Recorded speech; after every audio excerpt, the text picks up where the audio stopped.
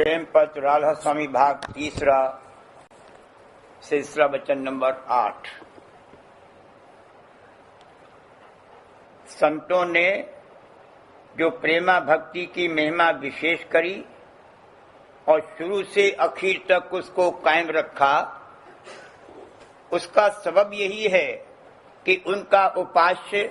और उसका निज धाम अमर और अविनाशी है, और योगी और योगेश्वर ज्ञानियों का उपास्य और उसका धाम चलायमान और नाशमान है। इस सबब से उनकी भक्ति हमेशा कायम नहीं रह सकती और बगैर ज्ञान यानी लक्ष्य या अरूप पद में समाने के कोई सूरत रिहाई और बचाव की उनको नजर न आई। इस सबब से उन्होंने ज्ञान पर ज्यादा जोर दिया, यानी उसकी मुख्यता की,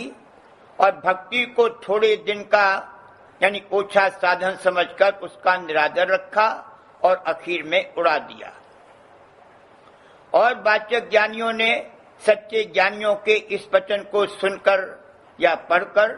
शुरू से ही भक्ति का निरादर करके और सिद्धांत के वचनों को पकड़ के विचार वगैरह के साथ अमल बरामद किया कि जिससे वे जहां के तहां रहे, क्योंकि उन्होंने ब्रह्म को सर्वव्यापक मानकर चलने और चलने की जरूरत न समझी, और इस कार्रवाई में उनको अपने बल यानी पुरुषार्थ का भरोसा रहा और समर्थ पुरुष की ओट या सहारा नहीं लिया। अब ख्याल करो कि इस देश और पिंड में किस कदर माया और उसके मसाले का जोर शोर है, और काम, क्रोध, लोभ, मोह और अहंकार और मन और इंद्रियां किस कदर बली हो रहे हैं, और कुल जीवों बल्कि देवताओं को भी नाच नचा रहे हैं। फिर जीव की जो कि महानिबल है, क्या ताकत है कि बगैर सहारे और मदद समर्थ पुरुष के और बगैर कमाई ऐसे अभ्यास के कि जिससे माया देश यानी पिंड और ब्रह्मांड से आहिस्ता आहिस्ता न्यारे होकर सूरज ऊंचे देश की तरफ चढ़ती जावे, और कुल बैरियों को जीतकर दया के बल से माया की हद के पार संतों के निज देश में पहुंचे और हमेशा को महासुखी हो जावे, यानी सच्चा और पूरा उद्धार और अमर देश में अमर आनंद का प्राप्त होना बगैर दया कुल मालिक राधा स्वामी जाल और बगैर मदद संत सद्गुरु के किसी तरह मुमकिन नहीं है। फिर बेचारे वाचक ज्ञानियों की कहाँ ताकत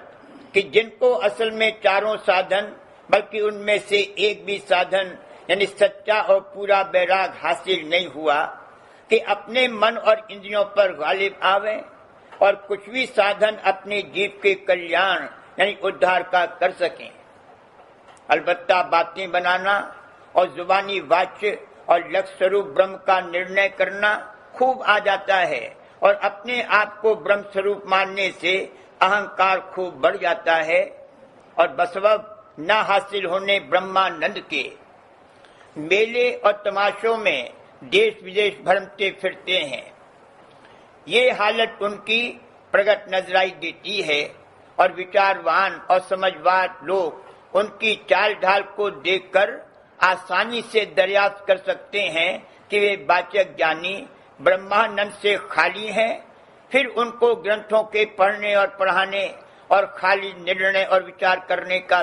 सिवाय तरक्की मान और अहंकार के और निर्भय होकर बचने मन और इंद्रियों की तरंगों में क्या फायदा और फल हासिल हुआ। संतों के सत्संगियों को इस वास्ते मुनासिब है कि ऐसे वाचक ज्ञानियों का जो कि अद्वैतवादी हैं यानी भक्ति से विरोध और नफरत रखते हैं, और सिवाय विचार और अहंग्रह उपासना के कि मैं ब्रह्म हूं और कोई अभ्यास नहीं करते, संग और सोहबत न करें, और न इस किस्म के ग्रंथों को सिवाय एक दफे के वास्ते मालूम करने उनके हाल के पढ़ें, और नहीं तो इनके वचन बेपरवाही और अहंकार के सुन सुनकर आलसी और बेपरवाह हो जावेंगे, और फिर उनसे अभ्यास संतों की जुगत का नहीं बन पड़ेगा, और इस सबब से उनके उद्धार में खलल पड़ जाएगा। लेकिन जो वेदांती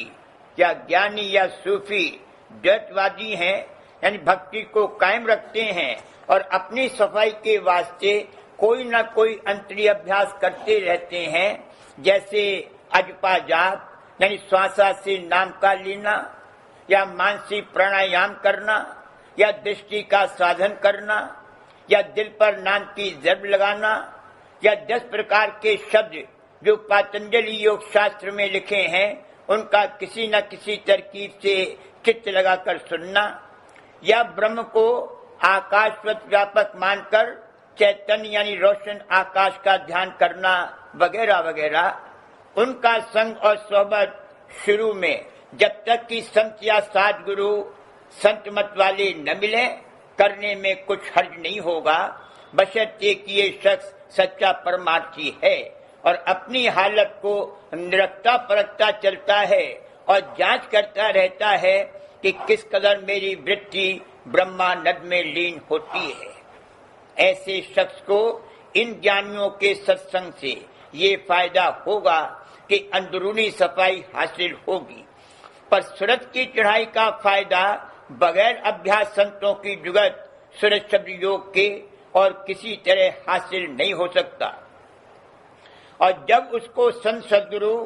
या सद्गुरु भाग से मिल जावे तब उसको मुनासिब और लाजिम होगा कि और सब संग छोड़कर सिर्फ उनका सत्संग करे और उनके उपदेश के माफिक सूरत शब्द योग का अभ्यास प्रेम और अनुराग के साथ करे। तब उसकी सूरत आहिस्ता आहिस्ता पिंड से न्यारी होकर ब्रह्मांड यानी ब्रह्म देश में और फिर वहां से संतों के जाल देश में पहुंचकर और अपने सच्चे कुल मालिक राधा स्वामी जाल का दर्शन पाकर परम आनंद को प्राप्त होगी। वह कुल मालिक अकह अपार अनंत और अविनाशी है और उसका देश भी अमर है और वहां का आनंद भी अनंत और अपार और अमर है और वहां पहुंचने वाली सूरत भी अमर हो जाएगी। सच्चे जोगेश्वरों के मत में और संत मत में सिर्फ इतना भेद है कि वे एक दर्जे नीचे रहे, यानी उनका सिद्धांत पद शुद्ध माया की हद यानी ब्रह्मांड में रहा और इस सबब से उनका आवागमन कतई नहीं छूटा, यानी प्रलय या महाप्रलय के बाद फिर शरीर धारण करना पड़ा।